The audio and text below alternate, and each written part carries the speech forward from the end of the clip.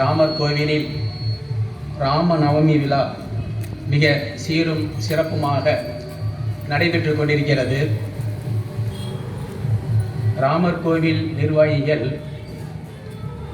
2012ஆம் ஆண்டிலிருந்து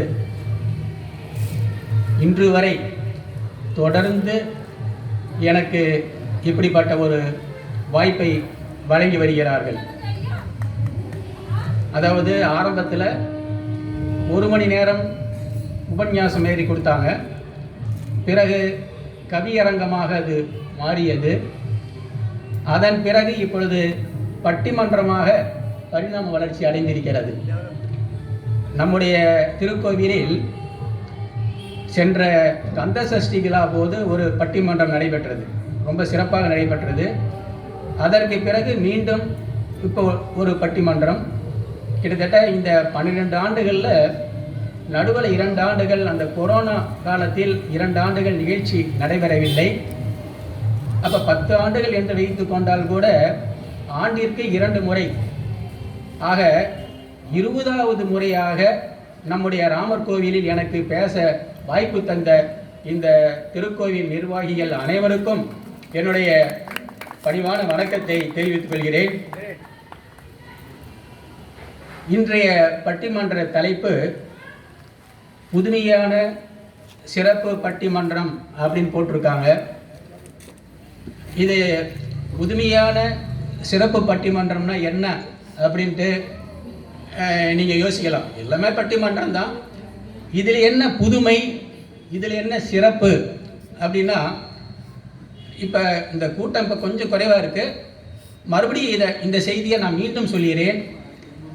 அதாவது நோக்கர்கள், இங்கு வருகை தந்திருக்கக்கூடிய பார்வையாளர்கள் சார்பாக இந்த அணியில் ஆண்களே என்ற அணியில் ஒருவர் பேசலாம், அதே போல் பெண்கள் என்ற அணியில் ஒருவர் பேசலாம் அப்படிங்கிற ஒரு வாய்ப்பு தரப்படுகிறது.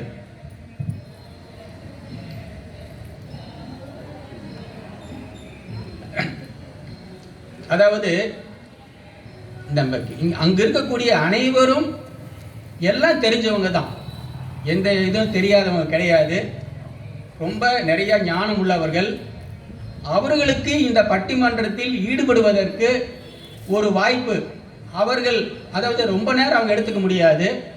ஒரு 2 கருத்துக்களை மட்டும் பேச விருப்பம் உள்ளவர்கள் பார்வையாளர்கள், ஆண்கள் அணியில் ஒரு ஆணும் பெண்கள் அணியில் ஒரு பெண்ணும். இதுதான் புதுமை. இதுவரைக்கும் எந்த பட்டிமன்றத்திலையும் பார்வையாளர்கள் இருந்து பேசுறதுக்கு வாய்ப்பு கொடுத்ததே கிடையாது.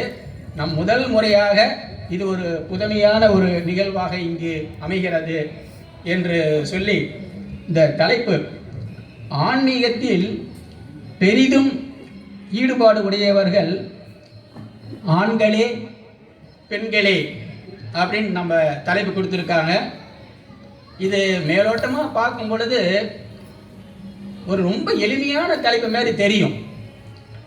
இப்பயே முடிவு பண்ணியிருப்பாங்க யாரு அப்படிங்கிறத. ஆனால் இது ஒரு ஆழமான தலைப்பு.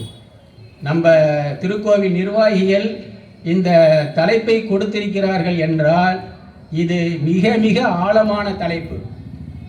பக்தியில் பெரிதும் ஈடுபாடு உடையவர்கள் ஆண்களே பெண்களேன்னு கொடுக்க கிடையாது. நல்லா கவனிக்கணுங்க. பக்தியில் பெரிதும் ஈடுபாடு உடையவர்கள் ஆண்களா பெண்களான்னு கேட்கல. கேள்வி ஆன்மீகத்தில் பெரிதும் ஈடுபாடு உடையவர்கள் ஆண்களா பெண்களா. பக்திக்கும் ஆன்மீகத்திற்கும் நிறைய வேறுபாடு இருக்கிறது. பக்தி வேறு, ஆன்மீகம் வேறு. பக்தி என்றால் இறைவன் மீது வைக்கக்கூடிய பற்றுதல் பக்தி, இறைவன் மீது வைக்கக்கூடிய அன்பு, அதுதான் பக்தி. அப்ப ஆன்மீகம்னா என்ன? ஆன்மீகம் அப்படிங்கிறது தன்னைத்தானே உணர்தல், தன்னைத்தானே உணர்தல், அதுதான் ஆன்மீகம். சுவாமி விவேகானந்தர் சொல்லுவார், ஆன்மீகம் என்றால் என்ன அப்படின்னா 2 விஷயங்கள் சொல்லுவார் சுவாமி விவேகானந்தர். 1 தொண்டு, 2 துறவு. இதுதான் ஆன்மீகம். அப்போ நம்ம இந்த தீர்ப்பு அப்படின்னும் பொழுது நிறைய பட்டிமன்றங்களில் கடைசியில் முடிக்கும் பொழுது பக்தி ஆன்மீகத்தில் பெரிதும் ஈடுபாடு உடையவர்கள் ஆண்களும் ஈடுபாடு உடையவர்கள், பெண்களும் ஈடுபாடு உடையவர்கள், ஆக 2 பேரும் ஈடுபாடு உடையவர்கள் சொல்லுவாங்க. ஆனால் என்னுடைய பட்டிமன்றத்தை பொறுத்த வரைக்கும் என்றைக்குமே வெட்டு 1 துண்டு 2, ஏதோ ஒன்று தான், ஒன்று ஆண் அல்லது பெண், அப்படி தான் நான் தீர்ப்பு கண்டிப்பாக சொல்லுவேன். 2ஐயும் சேர்த்தி நான் இது வரைக்கும் என்றைக்குமே அந்த தீர்ப்பு சொன்னது கிடையாது. இப்போ பக்தினா என்ன அப்படிங்கிறத பற்றி நம்ம பார்க்க போகிறோம்.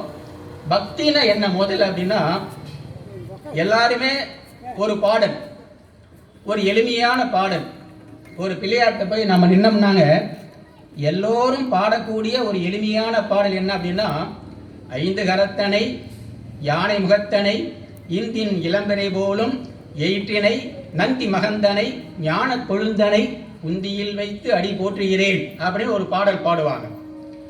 இந்த பாடல் நிறைய பேர் பாடுவாங்க.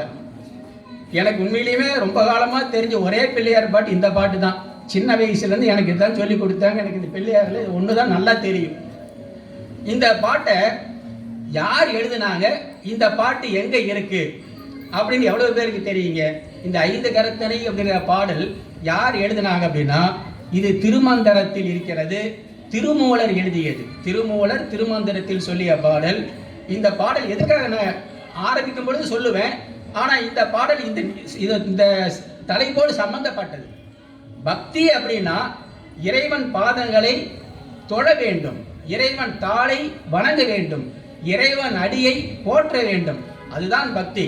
இங்க என்ன சொல்றாங்க, சிந்தையில் வைத்து அடி போற்றுகிறேன்